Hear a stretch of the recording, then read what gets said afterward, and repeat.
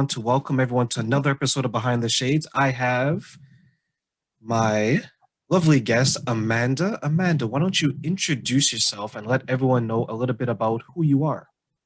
Yeah, so I'm a registered holistic nutritionist and I have fibromyalgia specifically because I was diagnosed with it 10 years ago at the age of 20 years old. And I'm now 31. And for me, I went through the struggles of finding answers. And so I don't want people to struggle with finding answers. Perfect. Thank you for that. And you mentioned you're a holistic nutritionist. Yeah. For those who don't know, what does that entail and what is that exactly? So it entails the mindset, the food, supplements, lifestyle changes. I always tell people it's not one thing that we're focusing on. We're focusing on the whole body.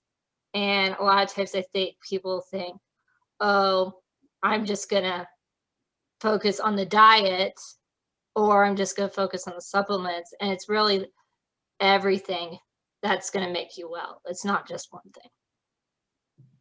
Perfect. So I guess it's more so it's like a whole change of your life versus Yeah. being a diet where you've probably seen it. You can do this in 4 to 6 weeks, and then afterwards you're kind of on your own. Where this is more so, let's sustain Yeah. this and make this a lifetime goal. Is that accurate? Yeah. I always tell people I don't want you to, like, everybody goes on whatever diet people go on, keto, whatever. And I'm not about that. I'm about making small, gradual changes so you could stick with it the rest of your life. And all our bodies are different. We're all at different stages. So I'm in my 30s, so I might need different recommendations than someone who's in their 40s, 50s, 60s. And I might be dealing with other health issues that, say, someone else isn't dealing with. So it's all individual process. I always tell people. I think we get random suggestions from friends and family, right? About, oh, you should go gluten-free.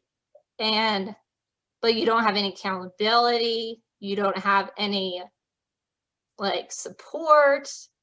Maybe you don't have to go gluten-free. Maybe you do, but maybe you don't do it long enough. And I always tell people one little molecule of gluten can stay in your body up to weeks, up to months. So if you're going to go gluten-free, you have to stay off it for at least 6 weeks. And it might be more strict, like I had to do, where you have to go off of everything all at once. But I always say that's not probably the first step you would take. Is that because you have, is it and excuse my pronunciation, fibromyalgia? Yeah. Yeah. So I do think fibromyalgia. I do think people really need to cut off those foods and stuff. But a lot of people, I don't feel like they need the gluten and stuff, or maybe the dairy. But for me personally, I actually had 2 genes predispose me to a gluten sensitivity. So I had one from each parent, along with a dairy sensitivity, a soy sensitivity, and egg sensitivity. And they were all very, very high, but I wasn't celiac. And the gluten sensitivity was the highest in his practice at the time. It was a wellness chiropractor. And this will be 10 years this year that I've been off of those foods. So I think, honestly, food plays a huge part, but I think people don't go strict enough with it. I will agree. I haven't had red or white meat in a number of years, well over 10 years. Yeah. I was a vegan when I was 16, 17. It was just something I wanted to do because I wanted to come off of meat just because I want to change my overall health at that point. And I slowly was able to go back to white meat, chicken, turkey, and so forth. But then I cut that all out. All I have is seafood, vegetables, and my supplements. And I think that, and I will agree with you, but I think that's probably the hardest part for many of us. It's not the activity, it's not the exercise, it's not Yeah. getting outdoors, it's the nutrition. And the reason why I say that is, and those listening, you guys can probably see this. You look outside your window, what do you see? Unhealthy food to your left, unhealthy food in Yeah. front of you, to your right, behind It, you. But if it's you want everywhere. the health everywhere, right? But if you It's want the everywhere. healthiest of foods, it starts in your kitchen. Like, Right. how do you educate myself, others? Well, maybe not necessarily me, but even I can get educated. How do you educate us on the importance of nutrition and why we should be more conscious about the fuel we put into our bodies? I honestly, I think it really does start in the kitchen, honestly. I mean, people, if you just go back to the basics and stuff, I feel like if we don't go back to having fruits, vegetables, healthy foods, stick to foods that are like in the grocery store. Don't go through the middle aisles, right? Like the cereal aisles, the cookie aisles, the ice cream aisle, right? I mean, stick to like the produce section, right? I mean, honestly, I think we make meals, they don't have to be difficult meals either, really. I think that's a big thing too. If it, because we're all busy and stuff, so make a simple meal, right? Make something like chicken, vegetables, right? I don't I don't want people to think it's a complicated thing, right?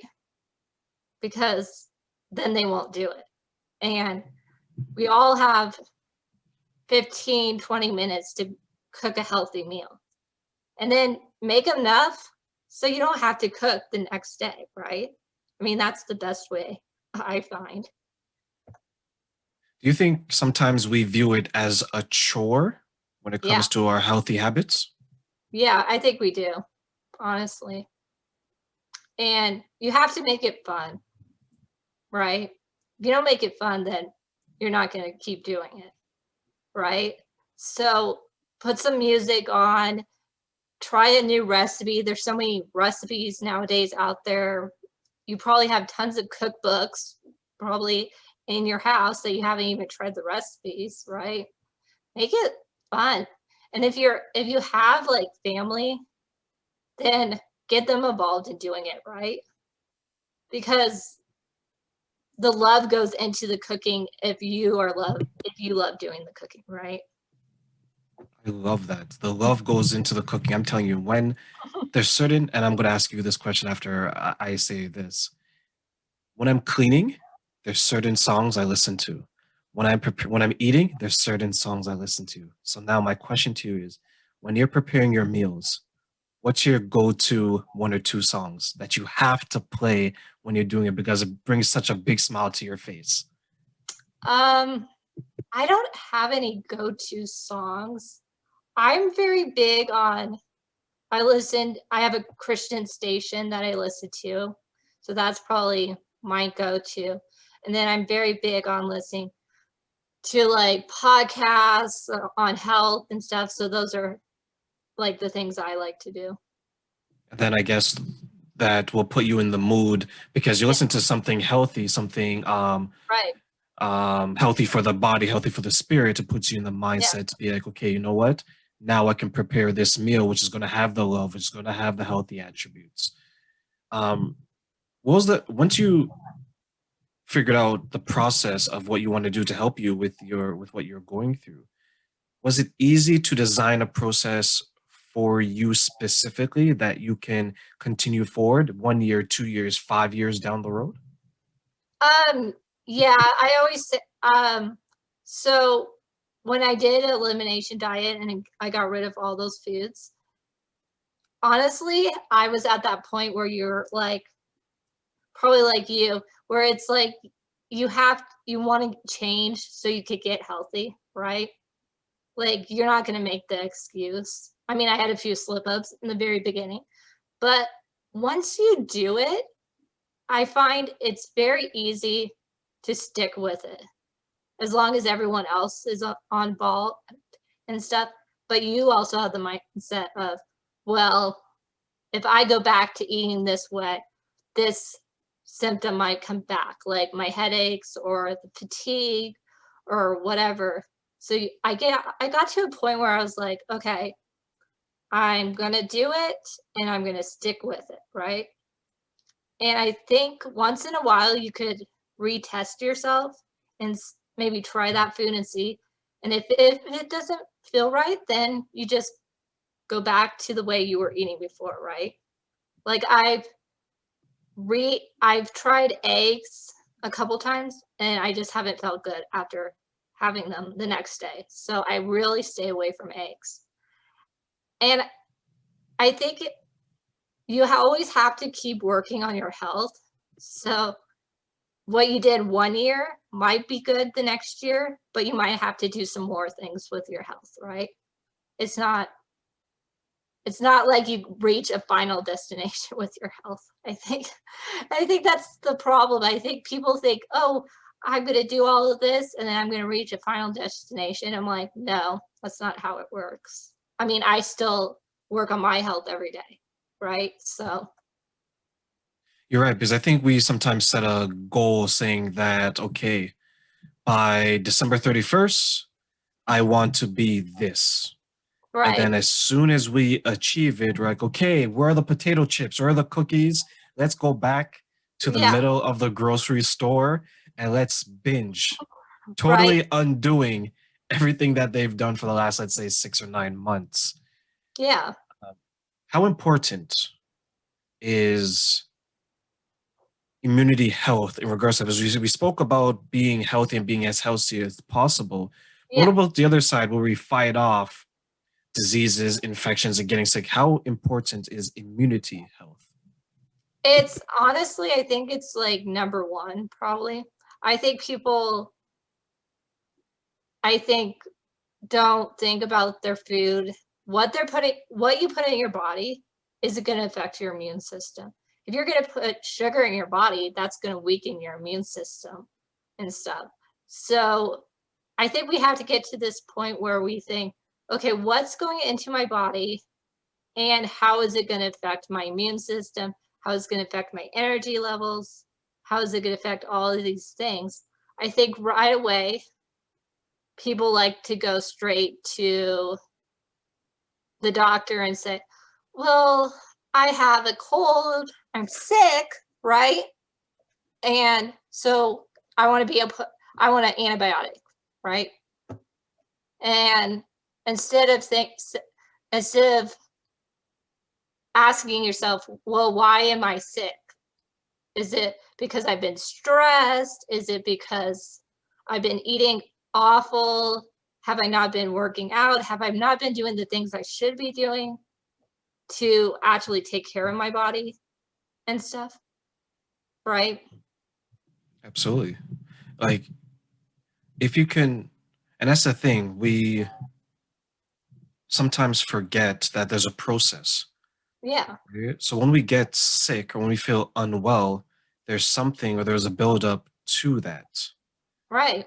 It wasn't in a lot of cases, I don't want to say all the cases, but in a lot of cases, when we ultimately feel sick enough to go to the doctor or the hospital, Yeah. something was happening for a couple of days before, weeks before, whatever, Right. right? Because we're weakened as a person, our body, our immune system, everything. If you had to tell someone, because I look at myself and I say, okay, I want to cut out certain foods because there wasn't really a benefit from me having so much of it, Right. right? It's like moderation. So Yeah. what I wanted to do was I wanted to say, okay, let me cut out this, let me cut out that. Yeah, sure. You know what? I may have a cookie or a few biscuits here and there, right? But it's all Right. about We're all consistency.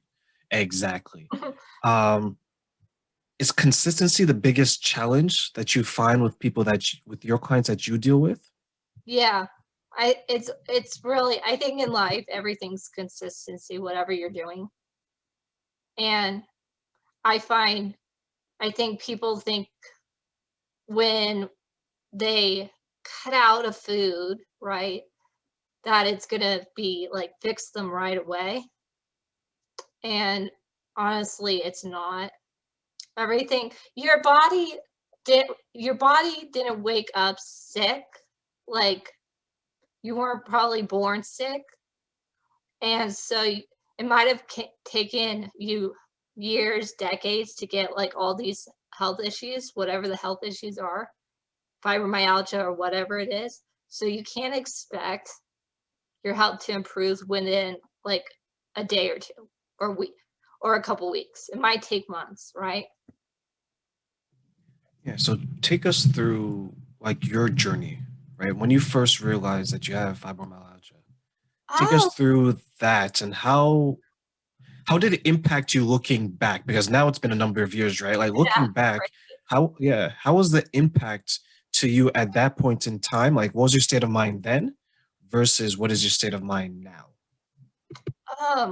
Yeah, so it's interesting because I've been thinking about this recently, but my when I was first diagnosed with it, I had been struggling for at least 10 months before, and I actually have completed a personal training program the year before, and then I also but my at that point I was like, okay, I have a diagnosis, right?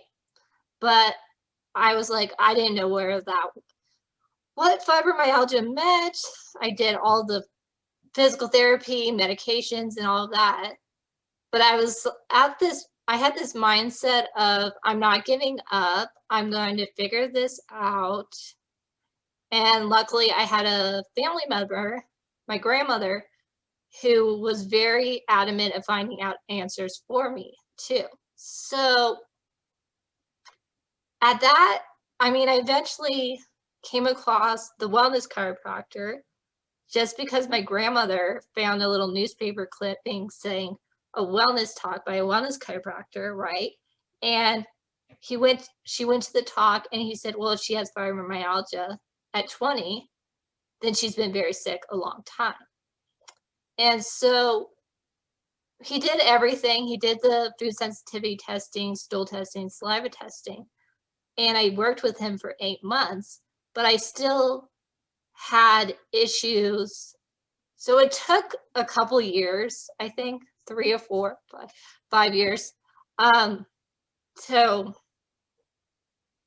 actually start to slowly get better. I always think people think it takes a month or two. It really doesn't. And I think my mindset looking back on it now is my drive to get better, honestly. And I think that's why I'm where I'm at now, where I'm not on medications. I'm not stuck on the couch, not able to live a life and stuff. I could do these podcast interviews. I could do whatever I want to do. And honestly, I think that's what makes me very grateful looking back now that I had the drive to keep going. And I still have a lot of drive. And now my drive is to help those people with fibromyalgia because I don't want people to be on 10, 15 different medications, right? You don't have to be. Yeah. No, you're right because think about what you've gone through, right? How you put in Yeah, perspective. It's probably yeah. always on your mind, but it doesn't defeat you. No, that's the thing. I think it doesn't defeat me. And I knew there was a greater purpose for why I was going through this. And I think you have to have a huge why because that's going to keep you going. And that's going to help you look for the answers, right? Yeah. And it's not always, and you have to have a bigger why than yourself. But first you have to focus on yourself. And then you can focus on other people. I look at that journey and I listen to what you just said, and it reminds me of you hear people when they go through difficult situations, Yeah. right? And if you really think about it, there's only two course of action. Either You beat it or it beats you. Right. Ultimately, right? Yeah. You can have things in between, but when it comes down to is either you're going to say, okay, I have this situation. What am Mhm. I going to do? I'm still going to live the best life possible. And there you go, by the graces of God, by your dedication, Yeah. whatever you're going to draw your strength from, right?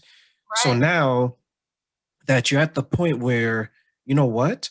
I'm still living my life the way I want to live it. Yes, I have this, but I'm still living it the way I want to live it.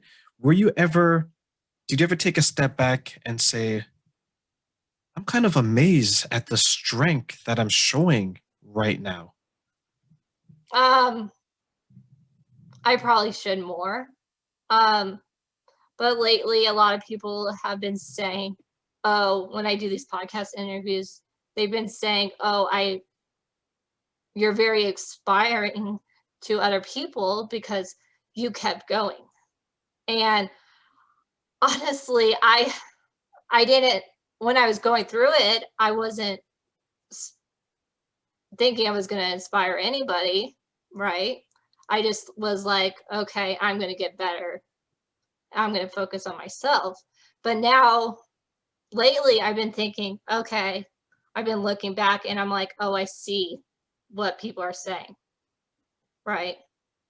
But you know, it's funny, you never know where you're going to be, but you have to have these goals. You have to keep going because you never know who you're going to inspire. And I think the biggest thing for me was that I had the strength to keep going, but I also knew God had a purpose for why I was going through this. And it's now coming fruit to fruition that I'm helping other people with fibromyalgia.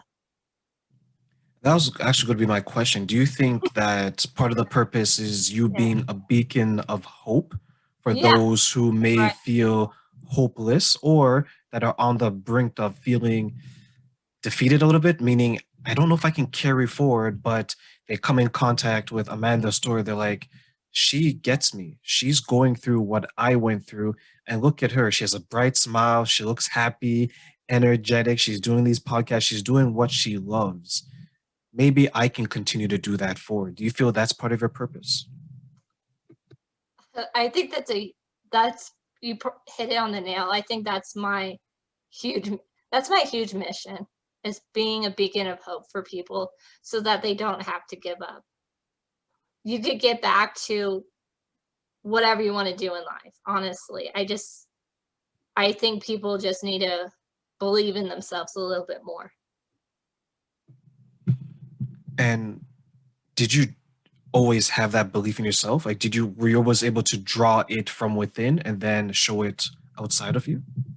Yeah, I think I always had that ability. I guess I was sort of just my personality. It was always driven and stuff. But I think honestly, I mean, I had my rough days, honestly. It was rough, honestly. I mean, I would cry. I cried for probably months because I was in so much pain and everything. But I think the biggest thing is um, I had that belief in myself. I had my grandmother who took me to all those different doctor's appointments, did the physical therapy, did all of that. And then I also had this purpose that God wanted me to do something big with my life. I just didn't know what it was yet. And so you have to have a couple reasons why you keep going in life, I think. And now that people are looking to you for this source of inspiration, and for those listening, like we connected, and to hear her story and to share it here is truly a blessing. And I thank you for the opportunity. What I would say is I can take from your story, from your journey, and apply it to certain areas of my life where it's like you have that thought, right? Where Mhm. you feel that Yeah. maybe I can't do this, but then because each and every one of us needs to draw strength from something, from somewhere. Yeah. And this story can be used as that, right? It's like when you see someone that you've known your whole life struggle, and then you run into them years later and they're successful, and you're like, wow, I'm Right. proud of you because I remember how far you've come. Yeah, that's so Is true. there Absolutely, is there anyone in your support system that was there from the beginning? I know you mentioned your grandmother from the beginning, and now they look back and they're like, you know what, Amanda? I'm so proud to see how far you've come considering where you were all those years ago. Um, yeah, I'd probably say my grandmother probably would be number one. I mean, she just passed this past August. So, but I'm sure she's watching from heaven and everything. So I would say probably her would be the number one. Was she able to see you get better to the point that you are now? Yeah. Yeah, she did. So that was a grateful thing. And she was my biggest support system. And she probably would listen to this podcast. She listened to all of them and stuff. So I think having people in your life that were there from the beginning is important because they know how far you've come and stuff. And I think we all have to have like someone who has been there in the very beginning.